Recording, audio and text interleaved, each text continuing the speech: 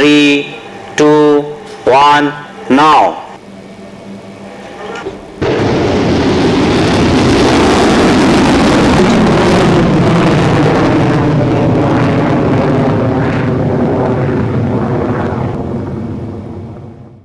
ദീർഘദൂര hypersonic missile India വിജയകരമായി പരീക്ഷിച്ചു.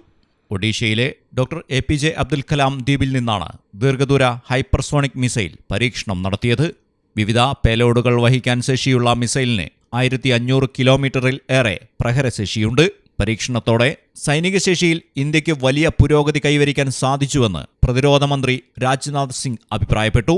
ഇതൊരു ചരിത്ര നിമിഷമാണ്. ഈ നേട്ടത്തോടെ നിർണായകവും നൂതനവുമായ സൈനിക സാങ്കേതികവിദ്യ കൈവശമുള്ള രാജ്യങ്ങളുടെ ഗ്രൂപ്പിൽ ഇന്ത്യയും ചേർന്നു എന്ന് അദ്ദേഹം പറഞ്ഞു. DRDO Hyderabad doctor APJ Abdul Kalam missile കോംപ്ലക്സുമായി ചേർന്നാണ് മിസൈൽ തദ്ദേശീയമായി വികസിപ്പിച്ചത്.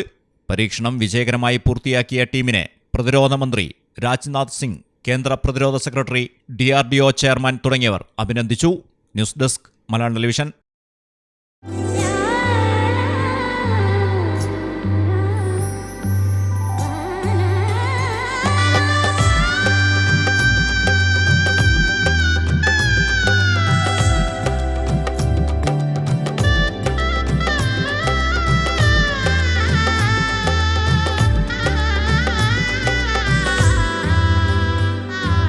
Celebrate the moments of colors.